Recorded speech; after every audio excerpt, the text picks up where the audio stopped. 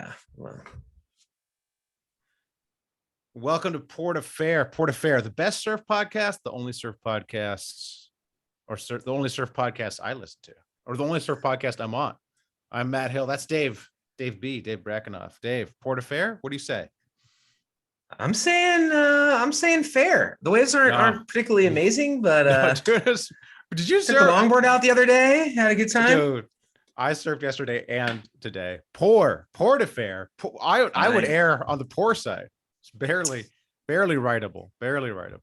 So the thing about our sport, Matt, is that a lot of times it is a state of mind. And when you grew up surfing like I did, and you move to East LA, and it takes you an hour and 15 minutes to drive to the beach, sometimes 2-foot waves on a longboard, pretty fun.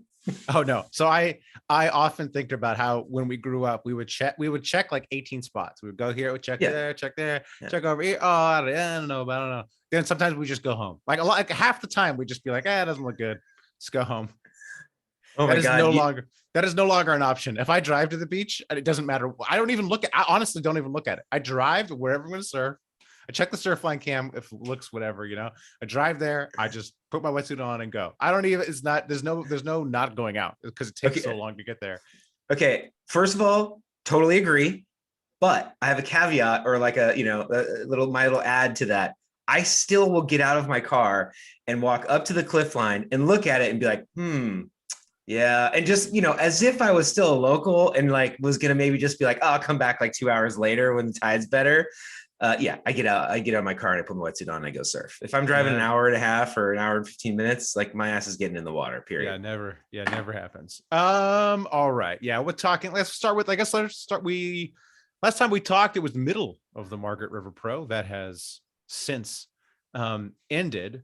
The mid-year cut, big news from that. Apparently people were crying. It was an emotional day, felt like a funeral. They go from having the best job in the world, being a pro surfer on the championship tour, to having the second best job in the world, pro surfer on the Challenger Series. That's funny. Yeah, exactly. I mean, hard to feel that's insensitive. I was going to say hard to feel bad for these guys, but yeah, I get it. They put their heart and soul into something, and just a handful of contests go by and bam, they're off the tour this year. I mean, yeah. So, I mean, so they changed. So just if listeners aren't familiar, which I don't know. Sorry, I should say if listener is not familiar. There is the one or two of you out there that are hearing us right now. Is this thing on? Is this thing on? They changed it this year. So halfway through the year, 5 events in. What is it? It's like the bottom 10 or bottom 12 surfers. They just keep the top 22. Yeah. So bottom 12 surfers on the men's side. I think they keep the top 10 on the women's side. I forget the exact numbers. Sorry about that. They get cut off. And I think 5 is too little for the events. I mean, that's a small sample size. Like you can, we've seen really good surfers, maybe have a few bad events. I would say of the people that got cut, only Zhao Chianca is he's the only one I'm going to miss on the men's side. But yeah. So they went through with it. The surfers were going to strike, but they went through with it. And my only complaint is the post cut interviews where they it's like they force the surfers to have this interview where they're just, hey, please be sad. How sad are you? Right. And they just ask. But there were a few really, really good ones though. I mean, I didn't think they're all just the same. Oh yeah. No. Owen Wright's was really good. Oh, really? Maybe I just hate Owen Wright. I don't like him at all. So, well, whether you like the guy or not, I think like in terms of sport, like it was a good interview, and he was like clearly shell shocked, and he was clearly sort of like, it just happened. I'm trying to be kind to myself. Like he was basically just being like, don't fuck with me right now. I need to try to like get myself to a good place, and my interview should take place 2 days from now. But yeah, there were a couple good interviews, and I would like to add a name, or really a couple names to the list. I was really sad Leo Ferravani dropped off. I think he's like been one of my favorite surfers for a long time. Like good attitude, hard worker. He's just had, I think more injuries than like a guy like John, for instance. Like he hasn't really ever had like a full season, and when he does, he surfs good. This past season, he surfed really good, but he had just a bunch of those close call heats, and surfing's one of like, the only sports where you get 2 or 3 close calls and that ends 2 or 3 contests, and he fell off. I was kind of bummed about that. Yeah, I well, also, sorry, I just want to say with, DeVault and Ryan Callanan, those two guys, all right, good surfers. Look, Cianca, amazing, super bummed he's not going to be on the back half, which probably he would have taken some scalps in the back half because he's charges and there's a lot of really good waves coming up. So that is a bummer. My issue with all those names you listed, some of those guys I like, Imai Kalani DeVault, I think absolutely shreds. But in the contest, he looks like he's sleepwalking. He's new. He's first, he's I don't know. He hasn't found his footing yet. Some guys take a while. When I'm watching the contest, like basically I sort of like plan, like when the contest is on, I sort of like plan my day. Okay, these are the heats I'm going to watch. I'm going to do work on these times. I'm going to go work out on these times. So for me, Callanan, Imai Kalani DeVault, Fioravanti, those guys are in a heat. That's workout time. That's work time. Like I'm not. But why is that though? I mean, because they're not going to do anything that's going to blow my mind. But okay, so I'm going to say something right now. I'm going to put a question for you. Yeah. Did you know Cianca's name 2 years ago? I did not. No, I didn't. Not at all. And I didn't either. But I asked that because like it's interesting how like what is it about him that has caught your attention and that's like pulling you in, aside from the fact that he is one of the biggest chargers now, currently not on tour, out there. Like what was it that like brought you into his story, and like made you want to root for him? It was that pipe. So I think he had Jack Robinson and he took down Jack Robinson and it was like fully deserved. And then he just charged like crazy against John. And so after that, I was like, oh, this guy's one to watch. And then he delivered at Bells, great heat at Bells, and he surfed great at this event too. He just came up again. He came up against John at this one. So yeah, he didn't. He's one of those guys that like I think has a lot more in him, and all the Brazilians that talk about him that are like much more familiar, as I say, like you and I didn't even know who he was 2 years ago. Like there's a lot of buzz on how good he is on even smaller surf, but I don't think he's really had his moment to shine yet. Yeah. Well, that brings us, I guess, to the Challenger Series. So one thing that, is there something else you want to talk about with Margaret River? Yeah, I mean, not really. We move on. Let's do this. We just shout out Jack Robinson for quote unquote winning the event. He won. John got second. I mean, look, I think it's kind of suspect. And yeah, I'm just going to say that it's kind of weird that John dropped like 2 9s in his semifinal. And then when the final came around, I don't know, man. It's tough. Like surfing is so hard because I would have rather seen John win just because I'm a bigger fan of his surfing. But I mean, Jack's no slouch and he's amazing. And if anyone deserved it over John, it was him, No. Nobody's more invested in Jack Robinson than me. I love Jack Robinson. Okay? Why is that? I don't even understand. Love him. I just think he's so handsome. So like, to me, he's just like, oh, I just would love to be Jack Robinson, right? Just everything about him. And I loved his stab in the dark. I really enjoyed his stab in the dark. Although his interviews were a little flat, but I loved his stab in the dark. I love the way he surfs. But I had to go to bat for him in my house when my wife and my wife's sister and my brother-in-law, they're all visiting, and the contest was on, and then Jack Robinson was surfing. I was like, oh, I love Jack Robinson. Oh, I love Jack Robinson. They're like, oh, what's so great about Jack Robinson? I'm like, just look how handsome he is. And I showed a bunch of pictures. They're like, he's not handsome. He's not handsome. It's like, what the hell I felt like I had lost my mind. Like these people had the audacity to call Jack Robinson not handsome. And I think he just doesn't take photos well. I think once they saw him on the video when they posted an interview, they came around, but I felt like I had to go to the mat for Jack Robinson. So I'm a little invested. My point is, though, yeah, he was gifted. He was gifted through a couple of heats, and probably should have been John, but whatever. Shout out to him. Yeah, go ahead. No, I was going to say, so after the that event, we have our cutoff. We've got as we said, people have dropped off. I just want to mention one thing as we come to the end of our Margaret conversation and the cutoff conversation. I think that it bears discussion that you have a sport like surfing where Connor Coffin, 4th in the world, Morgan Siblick, 5th in the world in 2021, 2022, didn't even make the mid-year cut. And I'm not saying that to say that those guys aren't good surfers. I'm saying it specifically to say this is a very unique sport. waves come into it. There's a lot of mental, it's, it comes down to like the tiniest little decisions. It's like you would never see another athlete be, MVP in basketball. And then the next year, like just, never score more than 10 points a game. You know what I mean? Like you just wouldn't, it's not really comparable. So it's just an interesting thing for people to think about in surfing. Well, it's the highest variance sport. So like basically the smaller the sample size, you're going to get more variance. So like the NCAA tournament, you have to explain that. You have to explain that. I'm going to explain it right here. Those that don't know, Matt Hill is a PhD in economics, so he knows a lot about statistics. I'm going to explain it right here. So like when you have a small sample size, like weird things can happen, right? So it's like you can go to Vegas and you can win like $1,000 in roulette in like three rolls, right? But if you stay at the table long enough, if you play like 1,000 rolls, you're not going to win. You're going to lose, as it averages out over the large sample size. And so when you have a sport like say college basketball, where they have a tournament where it's like one and done, crazy things can happen, like an upset, versus the NBA when it's a 7-game series. It's over a 7-game series, the better team is ultimately usually going to prevail. Sport or surfing's like the craziest variance because, there's not that many contests a year, especially last year. So last year there was like 5 or 6 contests because of COVID. And you have to add this other element of the waves. Like some guy's going to get gifted better waves than the other ones. That's how you can have your Morgan Spillix beating John.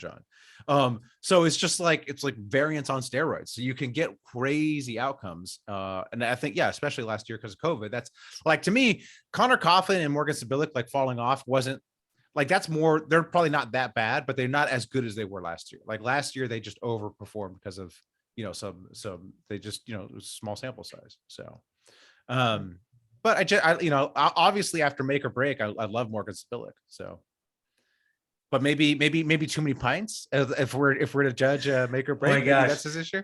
All right. Well, just for people out there that think we're just randomly talking about stuff, we are going to get to Make or Break, excuse me. But let's move on. Let's move on to Snapper real quick. We've hit the cutoff line. We're now at our first Challenger Series, which, by the way, I thought was kind of funny that a lot of the guys that dropped off or didn't make the cut were complaining that there was like a 2-day turnaround to get from Margaret's to Snappers. But what are they taking, the Pony Express? Come on, man, hop on a jet. Yeah, come on. I get it. It's a high performance sport. They need some, they need to kind of like recharge and everything else. But do they? They're not in their 40s. It's like their body recovers, except for old man Slater. Yeah. I was really, really upset that he lost out when he did, because I gotta say he always loses now. Come on. He was surfing really, really good. I don't know if you watched his surfing, but he was surfing really good, and I was really upset that he didn't make it. Just saying. I think the one great thing about the cut is it makes you care about the Challenger Series. Okay, so now I know these guys. I have my favorites, and I can follow them on the Challenger Series. Like I never watched the CS before. Like I never watched, whatever it was QS. Sorry, the qualifying series before. But the Challenger Series, like I didn't watch much of Snapper, but I did catch certain heats of Snapper, which never would happen before, because I was like, they have bigger names in it, and there are Zhao Chianca and Mateus Hurdy. Those are the two guys I'm rooting for, because I think those are the two CT level talents in the Challenger Series. So good on the WSL in terms of, I don't know how many fans pro surfing has, but the mid-year cut with the Challenger Series is now a much better structured a season. Can we just explain that? Let's just do a quick explanation of how you qualify for the WSL, and then what we're talking about with a mid-season cut. Just a quick soup to nuts of how you make it to the World Tour. You want to do that? Right. You want me to? Sure. Go. You do it, and that way I don't have to look stupid. Okay, so essentially they're qualifying events all around the world, right? And they all come with like a certain amount of value. So a local professional surfer from, say, where we're from, Huntington Beach, graduates high school or quits high school, or I don't know, decides whenever they want to go pro, to put a certain amount of money together and get into a bunch of contests around the world. They do those contests, and each contest has a certain amount of points. And as they do better in those contests, it gives them a higher rating for subsequent contests. And so as you do better, you accumulate points. And if, say, you go out and you win 4 or 5 events, you can gather enough points to make it to the world tour. And where I'm a little bit confused this year versus that's all not, the other years. That's how it works. Yeah, that's how it used to work. So it doesn't work right. Like that so anymore. you qualify for the Challenger Series your second year? Is that how it works? So basically they divided it into regions. So each region has a certain number of surfers. And so that qualify for the Challenger Series. So now you just do your local events, So that way it doesn't cost as much money. You don't have to fly over the world. You do your local events within your region. A certain number of surfers, I don't know the exact numbers, from each region qualify for the Challenger Series. The Challenger Series is 8 events. Now in the Challenger Series will be the people who came from the regional series and the people that fell off the CT, the people that just got mid-year cut off the CT, the top league. In that Challenger Series, it's 8 events, and then I think the top 10 from the Challenger Series then go on to the CT the next year. But let me ask you this, because this is, I mean, clearly I show that I follow surfing pretty avidly, and the fact that I don't know exactly how someone qualifies now, I guess, is just testament to how hard it is to kind of follow. They just changed it. I know they changed it, but now my you question really is this. But now all you really need to follow is the CT and the Challenger Series. Right. But here's my question for you. Based on how you just described the qualification for the Challenger Series, you used to be able to be Kelly Slater or, Taj Burrow or a number of people and quit high school, go to the QS, which used to be the World Qualifying Series, and you can qualify the first year and be on the World Tour. Can you still do that now? I think so. Yeah, because so how many events do you have to do before you get into the regional? So the regional events happen at the beginning of the year, and then the Challenger Series starts now in May. And then you can do it in a year. You could start in January, and then you can be on the CT the next January when it starts. And then the way the CT works now is it's 5 events at the CT. The bottom 10 surfers, I think, bottom 10 or we just whatever 10 or 12 surfers get cut off, and then the back half is just the top 22. And if you make it past the cut, you're automatically requalified for the next year. Okay, so that was a nice introduction with me not totally understanding how to qualify for the WSL. I knew you. That's why I let you do it. That's why I know you walked me right into that, and I'm like, been watching surfing for 25 years, so my brain always gravitates towards WCT, which no longer exists, and WQS, which no longer exists. But anyway, nice segue into Snapper. So we understand that Snapper is our first big Challenger Series after the mid-season cut. And it had a lot of fireworks, man. There was a lot of really good surfing. There's some good waves. I would like to say that I think the last 3 rounds, so round of 16 on to the finals, maybe 4 rounds, were in really challenging surf. Like, I think that we would have had a different outcome had there been classic Snapper. I don't know. It was a lot of rogue sets, a lot of current, a lot of things that played into who won a heat that I don't think would have happened outside of that. I didn't watch most of it. I heard that basically you just had to jump off the ski, get a wave. You couldn't sit there because the current was so strong. So yeah, even guys that were jumping off the rocks didn't have as much advantage as the local guys you would think. But then again, that being said, Callum Robinson took down the win, and he's only an hour and a half south of there, I think, is where he's from. So good on him. I mean, Callum, if you put 100 guys in a lineup and said, which would you pick to win the first Challenger Series at Snapper? He'd be my 100th pick. So I'm pretty excited that he won. He's a great surfer, but he's just not, he's boring. He just doesn't have the best style, Yeah. He's a nuts and bolts guy. Yeah. He's like every freaking Australian surfer. I swear to God. What do you mean? They're all ripped, but then none of them could do airs.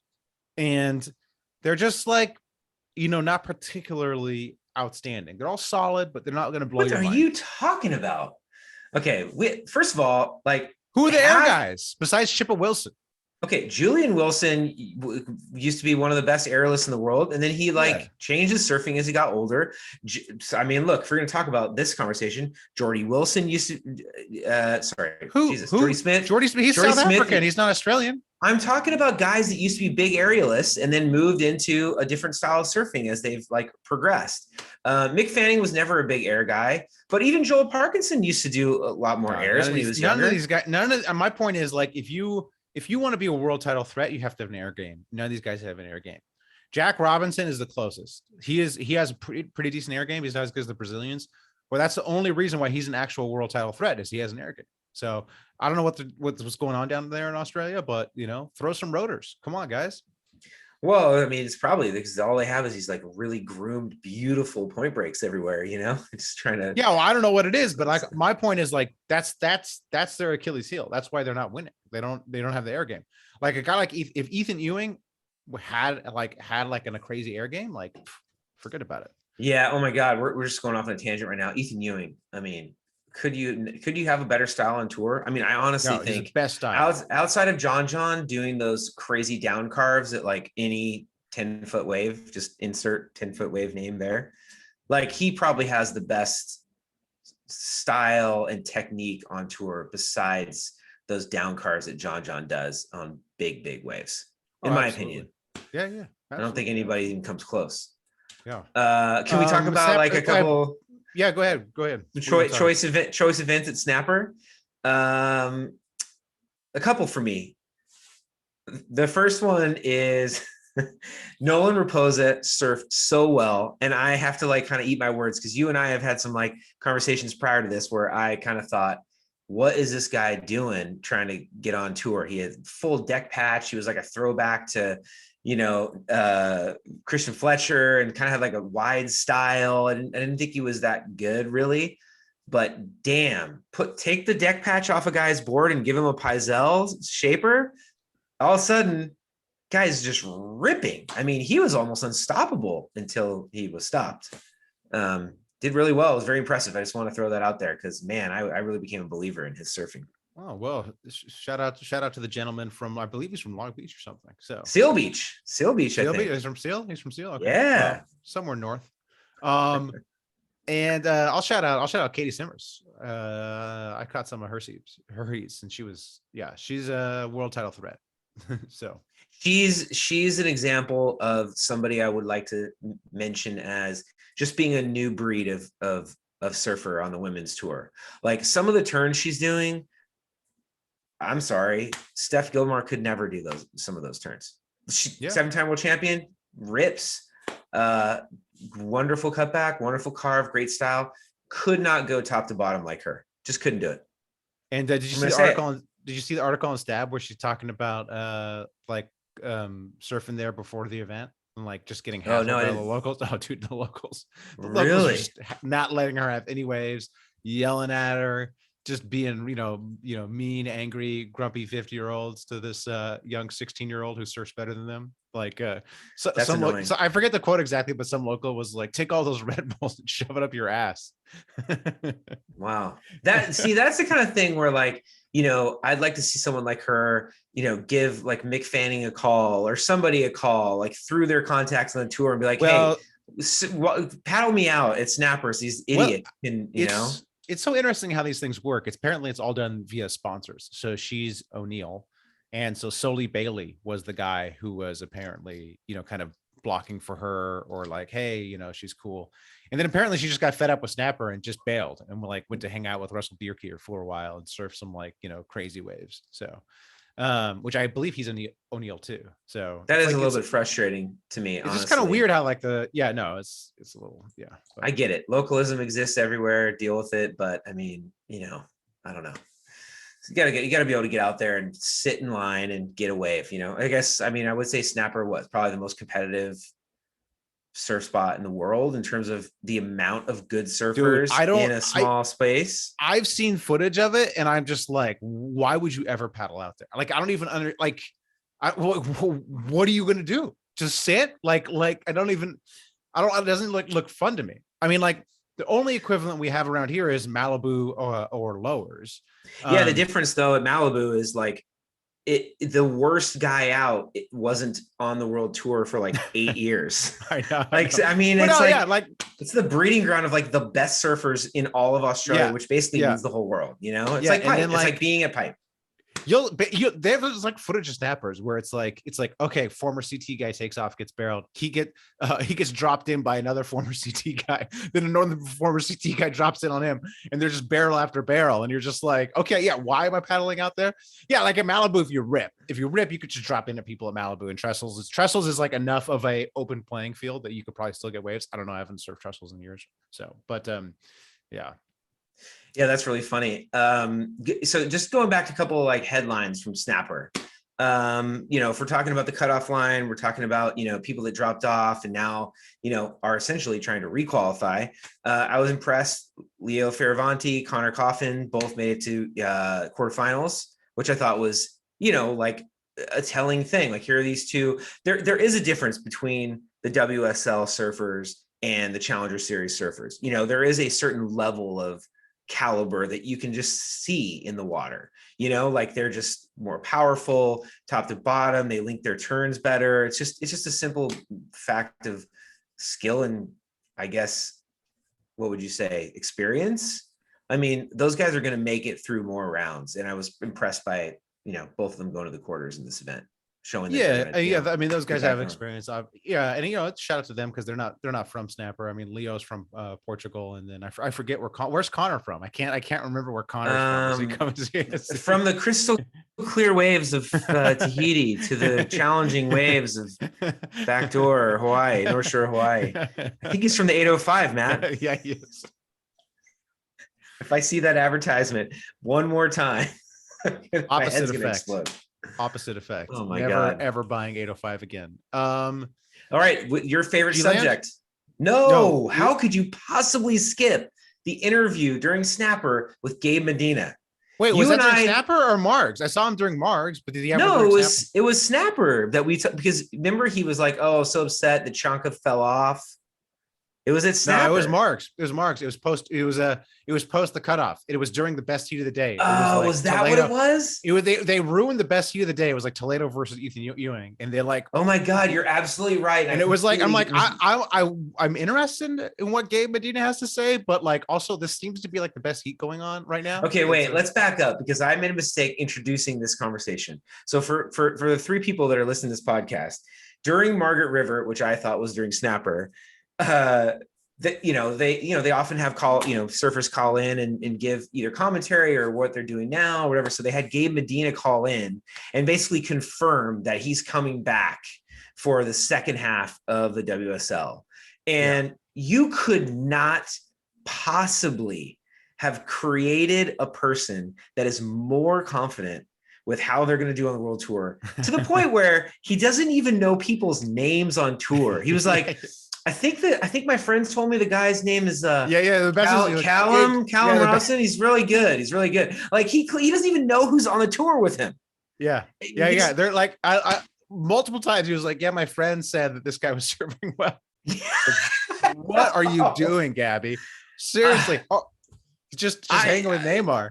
I love to hate Gabby, but this is a prime example of why he's so good for our sport. Now, just to give some of the nuance to people out there that didn't see the interview. Gabe's being interviewed, and he's basically saying they're trying to like get him into a conversation. They're like, are you excited about coming on the back half of the tour? Do you think you're going to do well? Is there anybody you're nervous about? And he's like, have you been watching people? And he's like, no, I don't know who's done anything or won anything.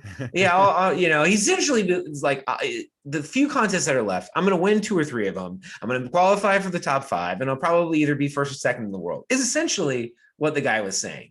I mean, it was really impressive to watch somebody that's like so confident and also arrogant. I love it. I kind of love it, man. My conspiracy theories all along was that he was so mad about finals day, how like he should have won the world title last year, but they made him do a finals day where he had to like surf heats against people, because last year was the first time they had that format where you don't win the world title based on your contest points. You have to surf in a finals day, man on man against the second place person, basically. Let me just interject for people that possible. People that don't understand, if you say won the first 6 events of the year, you could win the world title, and mathematically nobody could catch you. So you back in the day, you would essentially be crowned.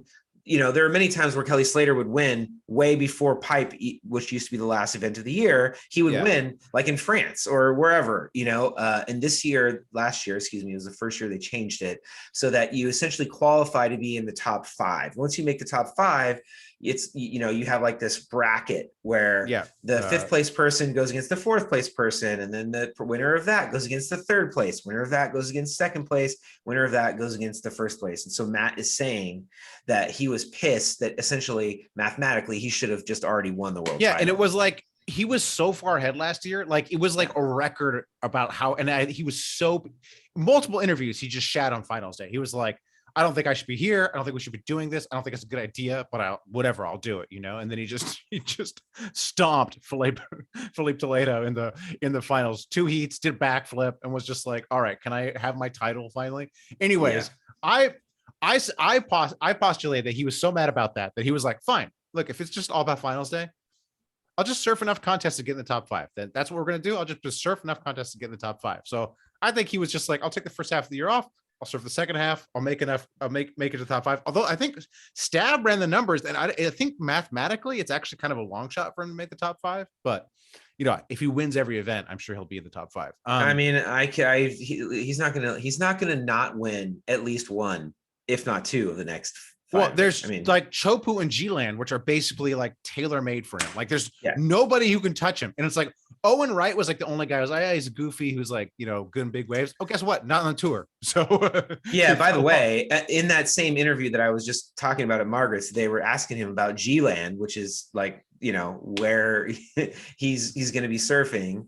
And they were like, how was your trip when you went to G-Land? They cut away to like some footage of him at G-Land on this like search trip he took for Rip Curl. He did like a 15-foot alley-oop, which I've never seen anyone in like 20 years of watching G-Land doing an alley-oop on like the first section of the reef. Then he like smoothly drops in, stalls, and gets like a 13-second barrel and comes out. I was like, all right. I mean, he's going to the finals for sure in G-Land, for sure. Or at least, semifinals. Yeah, he's definitely finaling probably in Chopu and there's the El Salvador one. It's like a right point break. He might have some problems with that. Historically, he's made a final in J-Bay, so I mean, maybe he could do something in J-Bay too. I think Brazil's also on the calendar in the back half though. So yeah, he might make it. I don't know. I tell you, love to hate the guy. I would love it if he made it. It would be fun. It would be fun. Anything else on that? No, let's move on. Okay, I briefly want to touch on the John Florence interview on Stab. So a big, in-depth interview on John. My takeaway from that interview was John is not winning any more titles. Like he's kind of happy where he is at. But when he said, I look at footage of me from when I was younger and I was doing airs and I'm like, oh, my knees. And I was like, oh, okay. So no more crazy airs for John, basically. Okay. I have to give like a counter to that statement because I also picked up on that answer he gave. He specifically said, I used to go as fast as I can and go as high as I can doing airs. And then he says now he kind of like links things from A to B and like his whole kind of like mental outlook on riding a wave has changed. I gotta say, like, I kind of think on it for a guy like him that puts as much pressure on small boards in big waves. Honestly, coming from the generation that I'm at, I'm kind of glad he's taken that approach because some of his rail surfing, no one can surf as good as him on big open face waves on a 6'2" when it's, 10 foot at Margaret River or 10 foot at Haleiwa or wherever. I mean, the guy is like amazing. And I kind of like watching the way he's surfing now because he still punts and does huge airs.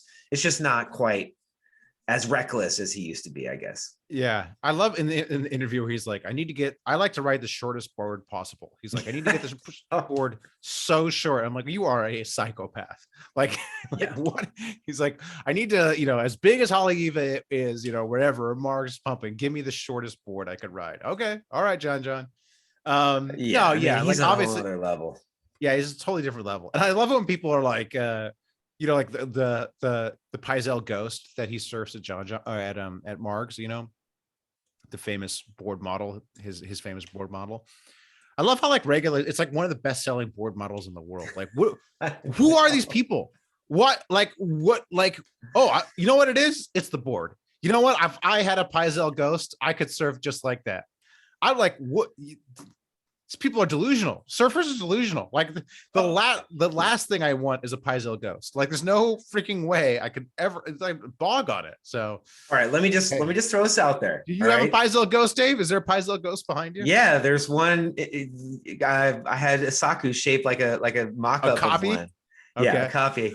No, but okay, this is an interesting point, and you're totally right. Like you either can surf well or you can't. But if you can surf well, the equipment does make a difference. And I just like I always got to go back to like Kelly Slater. Like once he won like 35 world titles, he's like, oh, I'm just gonna ride like a barn door, like some weird quad fin or some garbage surfboard. And his surfing is god awful now. And I'll just say it. He's the best surfer in the world ever. His surfing changed. You look at him at Snapper, he actually rode like a real surfboard.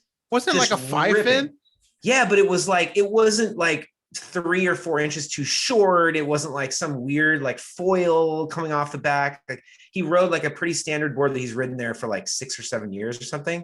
And he was ripping. Like it looked like, you know, kind of like the old Slater, getting big barrels, doing big wraps.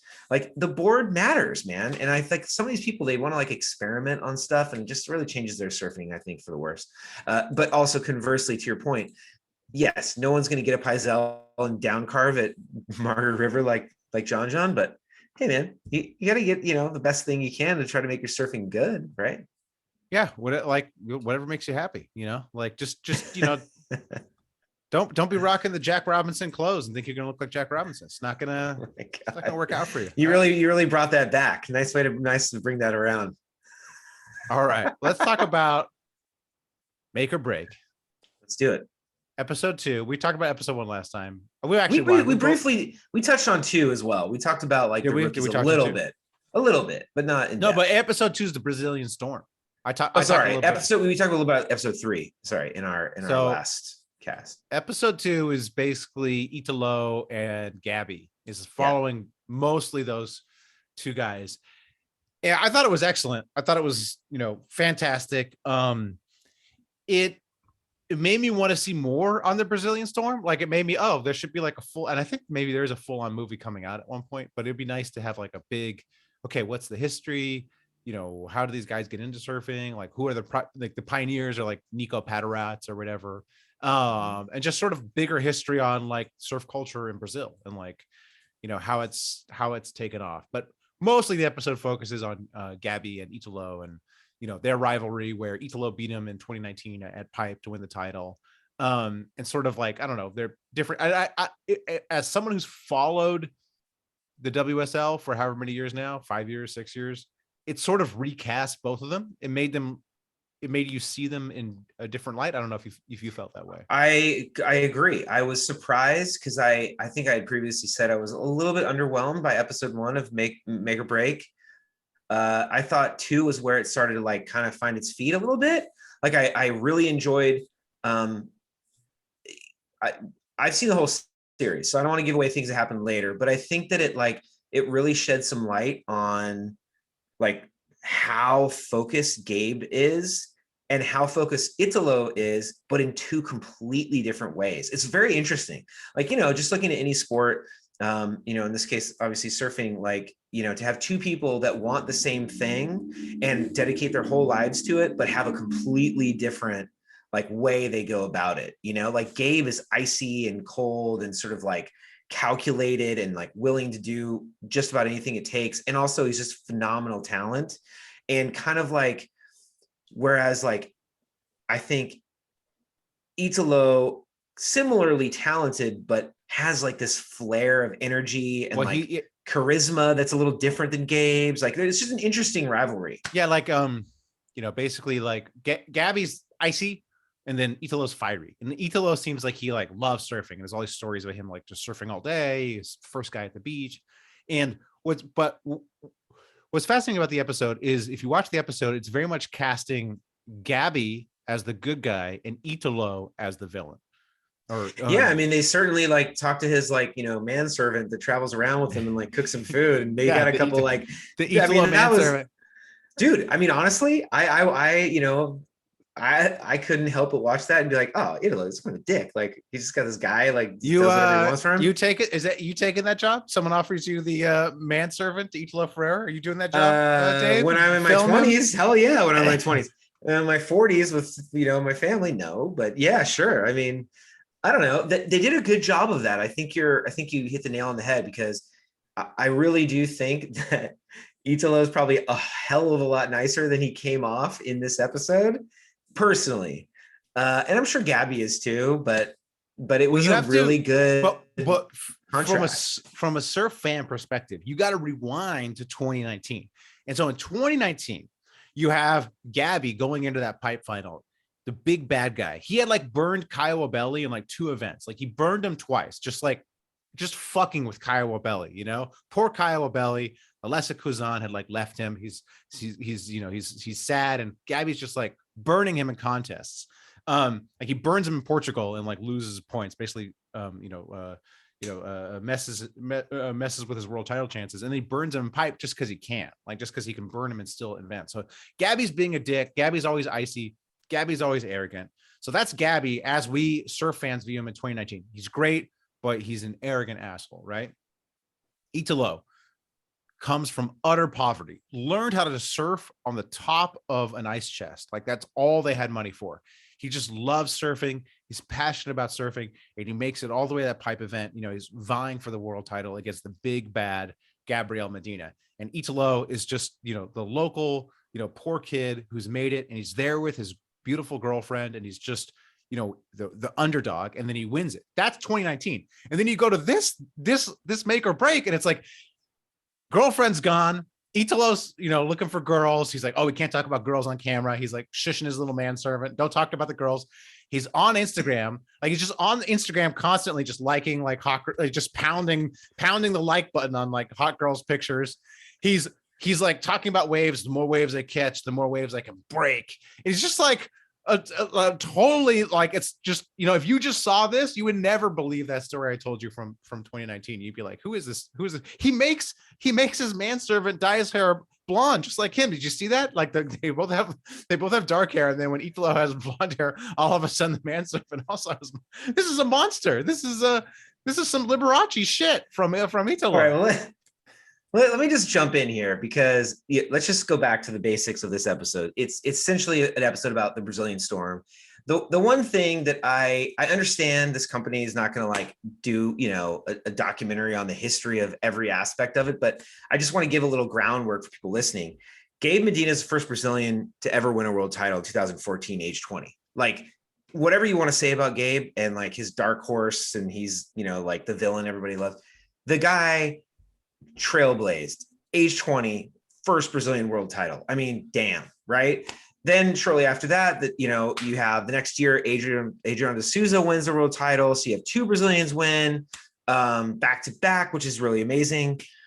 I just wanted to say this because I think that with the context of like the Brazilian world storm, Gabe really brought that in for everybody. I mean, look, Adriano de Souza moved out to, I'm pretty sure he moved to Newport when he was like 16 or 17 and was doing like NSSAs, and like came to America, learned the language so he could do interviews, in English, and like kind of like, I guess, be sponsorable, if you, for lack of a better word. I mean, that sounds terrible, and for all of that, aspect, but he really did put in all the hard yards for the Brazilians. I think like there were people that came before him, but Adriano de Souza was the man. And then Gabe came in at 20 years old, boom, wins the world title. And after that, it just like floodgates. Everybody, all these great talented surfers came in.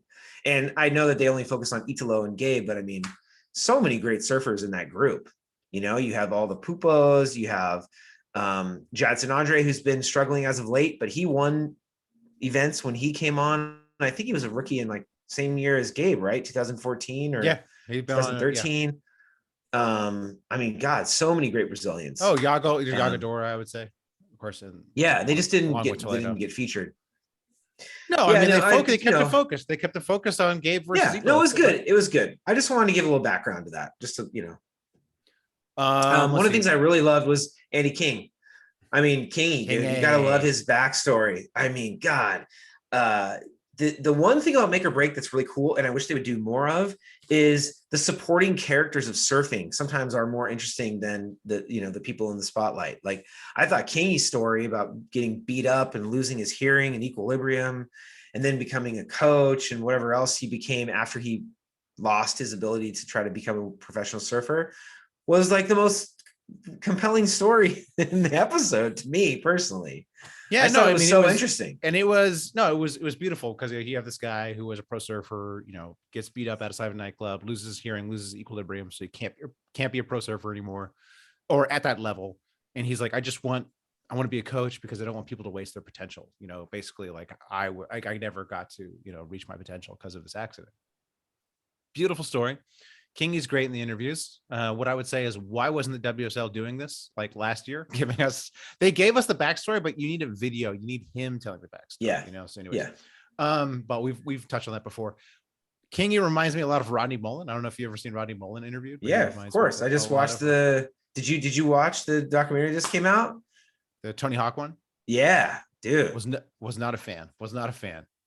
Really? It was too. It's a whole tangent, but I don't know. Rodney Mullen was so compassionate. His interviews Rodney Mullen cool. was great in it. I would love the Rodney Mullen doc, but it was a hagiography. It was like too loving. I felt like they sanded off all the rough edges from Tony Hawk. Yeah. I don't know. I sure Tony Hawk's got stories upon stories. I mean, he's on his fourth wife now for a reason. Like he's bad. He's a crazy partier and focused, and probably what are the words? That's what I'm saying. Give me that doc. Give me that doc. Give me the ex-wives doc. I mean, if you're gonna do a doc, don't give me like a just like glossy whatever, the Vaseline on the lens version. Kid's been in the media. He's been in the media since he was 8 years old, so he clearly knows how to Yeah, he's a politician. Exactly. He's a politician. I don't want to see. Anyways, that's the Tony Hawk doc. Don't watch that. Sorry, guys. We watch Make or Break. But Kingy, look, I love Kingy, but I don't know how to say this. I'm not sure how much coaching is going on there. Okay, perfect. Okay, you hit the point that I wanted to bring up. Love Kingy. I love. First of all, we haven't even mentioned the fact that like Mick Fanning is one of the biggest not narrators, but he's a person that they interview for almost every topic in all the series, and it legitimizes the series so much because Mick Fanning's one of those guys it's coming out of his mouth, like you kind of have to respect what he's got to say. And they set up Kingy by Gabe coming to Australia wanting a coach and asking Mick, because I guess they're relatively close, and Mick says no, you gotta go to Kingy. I'm worried about my family and other stuff. And so Kingy comes in as a coach, and aside from saying that wave over there, breaks well Gabby, on a high tide. Which Gabby ignores. That part where he says, so you want to go over here? And then Gabby's like, I'm going to go over there, try to get some barrels. And the King's like, maybe I'll come back. Maybe I'll come back over here. Okay. All right. Great. Great idea. Like, think about it. So here's the thing. Here's the thing about Kingy. Okay. Yeah. We know how Hollywood works, right? Hollywood is a bunch of people with jobs where really the best way for them to do their job is just do nothing. Just get out of the way of the real talent. Like a lot of creative executives, what they could do the best is just let support the talent, let the talent do whatever they want. But instead they think they're the talent and they just mess everything up. Right. I had a buddy who was a creative exec, and I was like, oh, so, what is it like? He's like, easiest job in the world. Just let them do what they want. I basically don't work.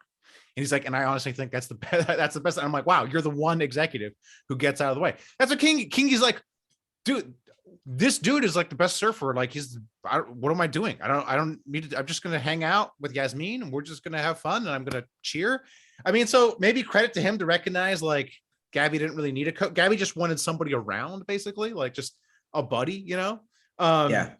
So, I mean, do you think he was like a replacement for his stepfather? I mean, in some ways, like he needs that like figure in his life, because that'll come up later. We could touch on that. Yeah. So I mean, it sounded like he just wanted to hang with Mick, basically. So it sounded like he wanted to hang with Mick Fanning, who he's good friends with, who's like Mick Fanning's like the only other pro surfer that likes Gabby. And Mick Fanning was like, no, I got like a family, dude. So like, I'm not going to just hang out with you. Like, and why don't you go with Kingy? And then Gabby's like, great. Now I gotta do what Mick Fanning says because I don't want to make Mick Fanning mad. Yeah, I think there's probably a lot more to it than we're getting it. I think we're maybe looking. I mean, Gabrielle Medina did take Andy King to the Olympics, so like clearly there was like a relationship formed that like survived beyond Australia. We'll see. Maybe Andy King will be with him at G-Land. I mean, who knows? Maybe he's kept him on. But I mean, I think you could say, and at least the way this was portrayed, it didn't look like Andy King was doing much, but also that may be the best coaching that Gabby needs. And also just thinking about, what coaching was his stepfather doing? Like, Charlie? When you really talk about coaching, like there's somebody Charlie told him to burn Kaya. So, I mean, all right, but you know what I'm saying? Like, with a guy like him, what are you going to do? Like, can we just sort of segue from one coach to another? And we'll go from make or break season episode 2 to episode 3, sure. Because, we're talking about coaches. Make or break Ep 3 was all about the rookies, and J Bottle Thompson, man, just could not have stolen the episode more in my mind. And for all those out there that didn't watch it, J Bottle Thompson is the coach that takes on Morgan Siblick and what's Matthew's last name? McGillivray? How do you pronounce that? McGillivray. Yeah. 2 really talented guys, but like, young rookies. But I got to say, J Bottle Thompson, one of the best surfers, never got enough credit as far as I'm concerned. And he actually coaches those dudes. And there are some hilarious moments. Yeah, well, he's actually where he's like giving them shit and like saying, stop being a little kid. Get your stuff together. We're going to run you through some things that are going to like help you kind of deal with the pressure. I'm going to be supportive. Like that is where I saw what like a coach really does and should be there for, Well, I don't know if you agree, but that's what I thought. My take after watching the championship tour and these hold on ones, World Surf League now. What was it? No, was it what's isn't the championship tour still called the championship tour? Is it? I thought it was. I think the top one is still called the CT. It's the WSL presents the CT and the. Anyways, is that what it is? Okay, I think so. Okay. Maybe it's not called that. Maybe it's called something. I can't follow. Like I think so the coach role seems to be like tactics, like they'll help you out with tactics, a little bit. But what I think would be more important is the local knowledge. There was I forget his name, but there was a guy who was coaching like 7 Australians in the Bells event, like basically just giving them local knowledge. Like that's sort of the person that I would think would be more beneficial. Hey, second wave of the set, or hey, on this swell, sit there. These are your marks, watch out for this or something. I think that would be helpful. But yeah, J Bottle Thompson in this episode, yeah, he totally steals it. It helps that they're like, hey, how'd you get your nickname? And he's like, I have a huge penis. Like basically it's like, it's a great way to start the intro. No, but okay, so we're talking pretty fast and loose about some stuff that I think we should. Okay, so first of all, J Bottle Thompson, it was a pro surfer and had a lot of disruptive heats in his day. He's from Australia, just very talented guy, big guy, 6'3", 190 pounds. He's a big dude. Jesus. So anyway, he takes on Morgan Siblick and Matthew McGillivray as his, he's coaching them. His young wards. But like also mentoring them, that episode was, in my mind, I watched all of them. We'll talk about them in other subsequent podcasts, but I think it was one of the best episodes because you have these 2 counterparts, right? You have Morgan Siblick, who they're portraying as this like young party guy. He's like, kind of just not focusing and doing whatever he wants. He breaks his toe and like drinks too much. And then he like gets 4th in the world, or 5th in the world. Sorry. And then you have Matthew McGillivray, who's South African, who's stranded in America because of COVID, living out of his fucking truck. Yeah, it looks like it's like in Palms too. It looks like not the greatest neighborhood that he's like just sleeping out. Yeah, I don't know who who he doesn't know enough people to get like a back room somewhere, like in the industry. Like, no, he doesn't. that, That was real. Like they were like, hey, what's going on with him? He's it's like, oh, he's sitting in his bizarre. truck. And yeah, it's like, yeah. So it is kind of I bizarre was because it's wondering like, if that was like produced because you know, coming from like, we come from Huntington, right? Like I would have friends come stay at my house from Tahiti, or you know, friends from Australia. They were coming out to do contests. Like you could always find like somebody's couch. wait, he can't or sleep at the Rip Curl factory? or just like, anywhere. I mean, yeah, sleeping in his truck for like weeks on end. And I gotta say, it made me like the guy. It made me root for him. for Like sure. those kind of stories are great. Morgan's story, I thought was, you know, David and Goliath. He beats John and ends up, you know, being fifth in the world, which is great. But I really liked the camaraderie of these like young guys on tour, like struggling with, you know, being away from home for a year and like all the pressure, and having like a coach that's kind of like trying to give them the best advice he can. It was a good episode, I thought. Yeah, no, it's great. J. Ball Thompson. I'm like, does this guy just love card games or like just general games? He's like, all right. Calls up Matt when Matt McGillivray first lands in Australia. He's like, all right, come over. I'm playing bananagrams. Then we're gonna hit the beach. He's like, all right, bananagrams. Goes over there, and then it's drill for the guys. They have to play like a match game with cards on the beach. They got to match cards. Then they got. I love it. It's like, what? Well, look what happened to Morgan. He lost his mind. He literally lost his mind. He dropped like 3 F bombs, and then ran off like a cursed little out all the cameras. Didn't want any cameras there.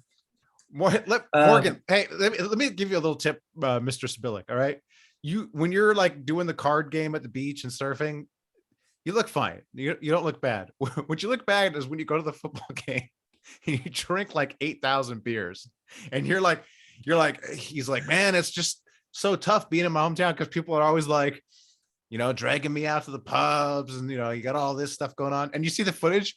That's not what happens. It's the reverse. Everyone's like walking home from the game. He's like, hey, we going to the pub, guys? Hey, you guys want to get a few pints before? I know we just had like 50 at the game, but you guys maybe want to go down to the Duke. And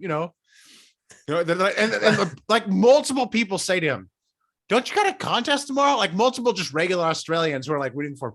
Don't you have a con tomorrow? Hey, you know, I think he said I got to turn it off. He said I got to turn it off at 10. And then he's like, we got plenty of time to drink before then. Yeah. He says we can get a lot of beer in before 10. Okay, I'm gonna show my age here right now. And for those people out there, the two that are listening, there used to be a surf video when videos were actually on VHS tapes called Sarges. And it was like Sarges take 1, 2, 3, 4. And this is back when like Brad Gerlach, you know, and God, who else were like the usual suspects? I can't even remember all the different Aussies that were just crazy back then. It was basically like a tour video, and they would just take antics and shit that happened on the tour. And these dudes would go out and drink like 50 beers the night before and show up at a contest the next day and surf. And gone are those days, you know, like people, this is a real high performance sport. People are like, you know, recovering in hyperbolic chambers and sleeping in ice baths. Like people are not going out and drinking before the event. Griffin Colapinto is just like journaling and doing yoga in Portugal. And like, and drinking like, you know, kombucha and like, yeah, whatever. Which, by the way, look how good the surfing is. I mean, clearly, they're so drinking 50 beers and I don't know, doing coke before the night of. What's also crazy to me is like, someone needs to compile like the stretching workout plan, like based on, because there's so much stretching in the show, like Make or Break, whenever they're showing the surfers before, they're doing all crazy stretches. And like, for me, like, this is key. Like, this is all I do now at night is I do all like 30 minutes of stretches that are only designed to make me like a functional surfer. So I need to know what stretches they're doing. So no, it's better. The surfing's better now. It way better, and that you couldn't have set me up for my next segue. So part of Make or Break Ep 3 rookies, you can't not talk about Isabella Nichols, and I rewatched this episode before we got on the podcast because I just wanted to see if what I remembered was right. And what struck me in this episode was, I have been a Stephanie Gilmore fan she's been on tour for 14 years, like, you know, for a long time. The woman is incredible. Her style is like, you know, pretty much as good as it gets. She's kind of like a modern day Lisa Anderson, you know, in that way, like always ahead of her competitors with style. But again, Isabella Nichols, you know, rookie on tour, they followed her, and she serves better than Stephanie Gilmore, in my opinion. Now, doesn't have the best style, like, but the kinds of off the bottom, off the top tail whips and like the progressive nature of her surfing just pretty much showcases how Stephanie Gilmore is, you know, she's in the last years of her career, and like surfing has evolved beyond her. Personally, that's my feeling. I don't know how you feel, Matt. Yeah, I mean, that was a big statement. I'm not trying to trash. We'll see her later on in the series. Yeah, I mean, that was touching. I mean, there's like a lot of like good, you know, parent, you know, whatever father-daughter relationship between her and her dad, and like that's very touching. And then Matty McGillivray and his mom calling his mom, and his mom's like, you know, all broken up. You know, hey, but spoiler alert, Matty McGillivray makes the cut this year, so like it's all going to turn out good for him, like at least this year. Mama McGillivray back in South Africa. Yeah. No. I like to talk about, you know, I'm 42. We know from previous episodes that we're not allowed to talk about your age because we didn't grow up together. Like you were much younger than me. Nobody knows. But anyway, from my generation, you know, we're at this like turning point where, you know, people have just gotten better. And I felt like this episode really showcased women surfing and like how the progression and how good someone like Isabella Nichols is. I mean, just crazy, phenomenal. As I'm saying, you watch Katie Simmers, you're like, oh, yo, she's incredible. So is she? Who was the really young girl who was in that air contest on Stab? It was her that did that huge frontside reverse. Yeah, I think so. Yeah, she's so good. Yeah, that's right. She won. She was good enough to qualify for the tour last year, and she's like, nah, just take a year off. How old is she now? 16. Oh my God. Yeah. Yeah. Oh, by the way, since let's just go back real quick. Episodes for the rookie episode 3, Make or Break. The single best quote in the entire episode was they interviewed three great quotes. The best one for me. Yeah. They interviewed Kelly Slater. Like, how hard is it to be a rookie? Blah, blah, blah. It's so hard. You're up against the hardest, you know, draws, blah, blah. And they go, what'd you do your rookie year? I won the world title. Yeah, and he's like mad. He's like mad that they didn't know he won the world title too. I love it. It's my favorite. I love it. I mean, no, I love it. That's the thing. I was talking to this guy at this party today. He was like trashing Slade. I hate Slade. He's so arrogant and all stuff. I'm like, he's just honest. That's what I like about. He's just always just unvarnished. What do you want? Yeah. They're like, how was your rookie year? He's like, I'm Kelly Slater. Like, I won the world title. Better. I was 19. Like, sorry, it wasn't hard for me. What do you want me to say? It wasn't hard for me. Better than I'm better than Sarge and all those other Australian bozos who were drinking like freaking keg the night before. Like, yeah, so he's got the youngest world title, the oldest world title, and 9 in between. Sorry. Yeah. No, my other favorite quote was they're like the rookies are doing their little card game on the beach, like running up and down the beach, get the cards, and Gabrielle Medina walks by with supermodel wife, gold chain on. I'm watching, keep working. You know, he's like Jay Bottle Thompson is making these guys like solve Sudokus before they go in the water. And like in the middle. In between. And then Gabriel Medina's coach, Andy King, is like schlepping like his boards for him, you know. It's like carrying his wife's purse. Yeah, and tote bags, Kingy, the umbrella. Kingy, bring the Gucci. Yeah. No, please, let's just say this. We love Kingy, and but yeah, it's a different thing for those two. I mean, no, it was it was like such a perfect juxtaposition of like, it was really good. The power and balance on the tour. And another nice moment from Italo in that episode. Isabella Nichols' dad is like cheering for her. And like, he looks over and Italo's there and he's like, that's your daughter. And it's like, I think it was the one time in the entire show where Italo was off his phone. He did not have his phone out. Wasn't staring at his phone.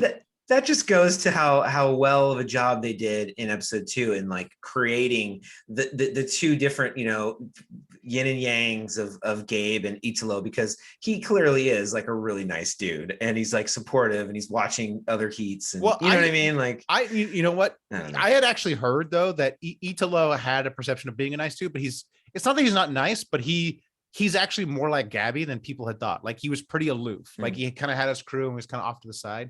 Where Gabby, you'll see Gabby will actually hang out. Like Gabby hangs with Mick. They show Gabby in episode 2 at the Rip Curl house in the North Shore, which by the way, the surf industry is just dropping the ball like for years for content. Like, why is there not have been a reality show in those, like any of those Volcom House or Rip Curl houses? Like, well, they tried to do one on MTV. Okay. Yeah, they did one. Gosh, it was like maybe 10 years ago. And it made everybody look so bad that I think they. Oh man, I gotta see like footage. Shane Magnuson, and I forget who else was on it, but I mean, I remember Late Night with Shockey. Shout out to Lyndon and Jay Larson. Their podcast, they interviewed Shane, and he talked about like just he got wasted every day on that show and made an ass of himself, and it was hard to overcome. Well, you should. I mean, they show Gabby. Yeah, they show Gabby just like kind of hanging. I mean, it was kind of. He's kind of aloof, and it was kind of weird. He's like, they asked him about. He just got married, and he had they eloped, I guess, like the day before or something. They asked him about it, and he's like, just another victory.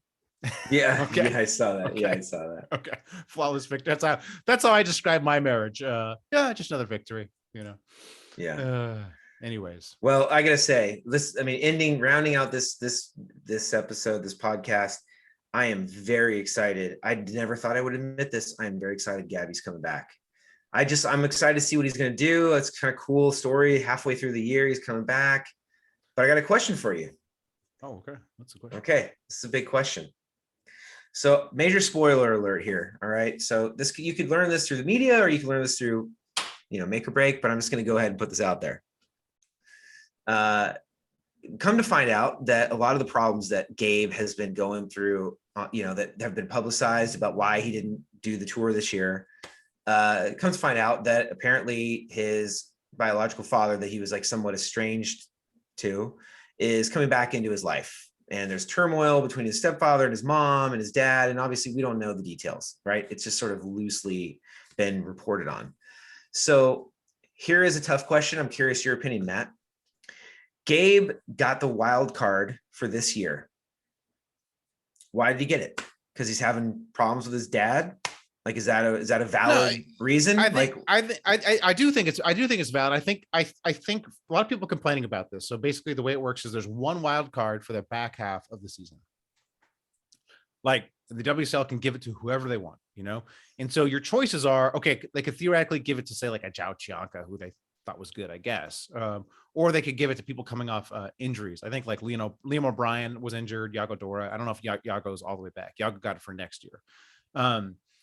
And so, but they gave it to Gabby, and people were complaining about this. Like, why should Gabby get it? And my answer would be like, look, the rules are different for world title winners.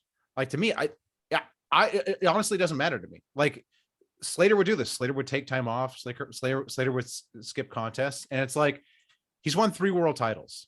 And not only has he won 3 world titles, he's still the best competitive surfer in the world. I mean, last time we saw him. So yeah, if he wants a wild card for the back half of the season, like, he's getting the wild card, like, it's just like, sometimes the rules are different for certain people.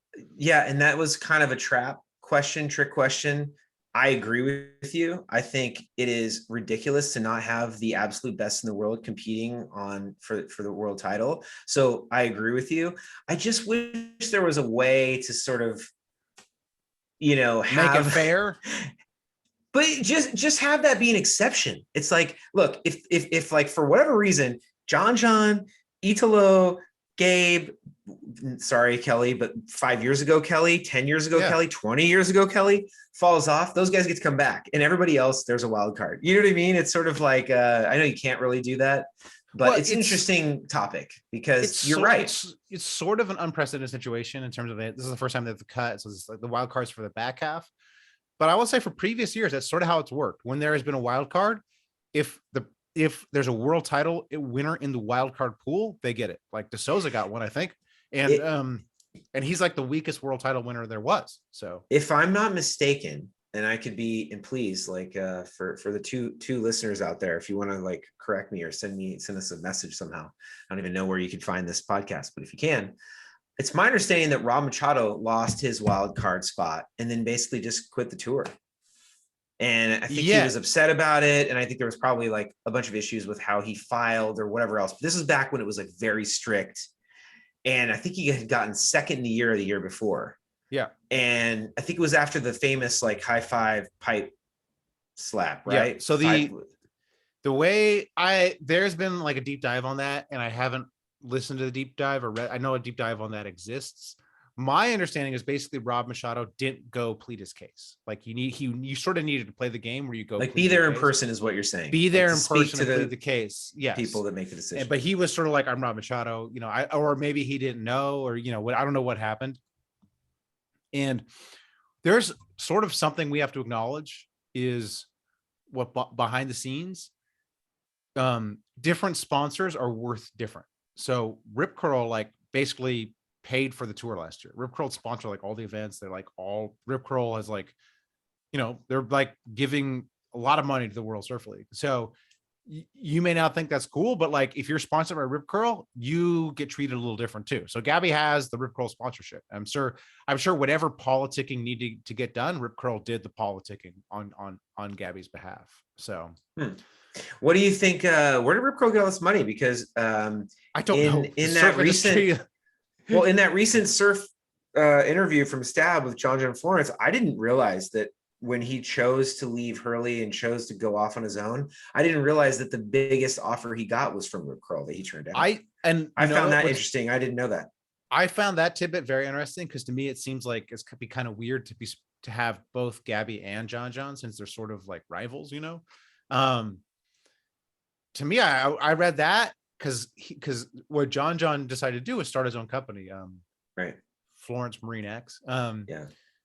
Which, he's starting it with Bob Hurley, who obviously has a proven track record, but I don't know. These athlete brands seem like just like they never seemed like they quite work out that well.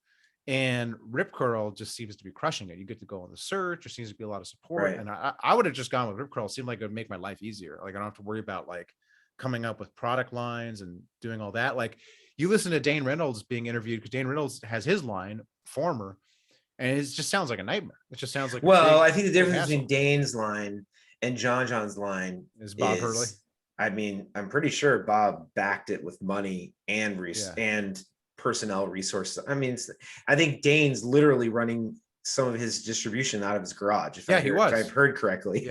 Yeah. So I think it's a totally different situation, but probably. Yeah, I mean, you're probably right. It's like, okay, it's Bob Hurley, it's Pat O'Connell. So yeah. I mean, well, let's I think we hit a bunch of topics this time. Oh yeah, for sure. For sure. This is a long one. Yeah, but sorry everybody out there. Yeah, but what I'll say is should have been here yesterday. Yeah.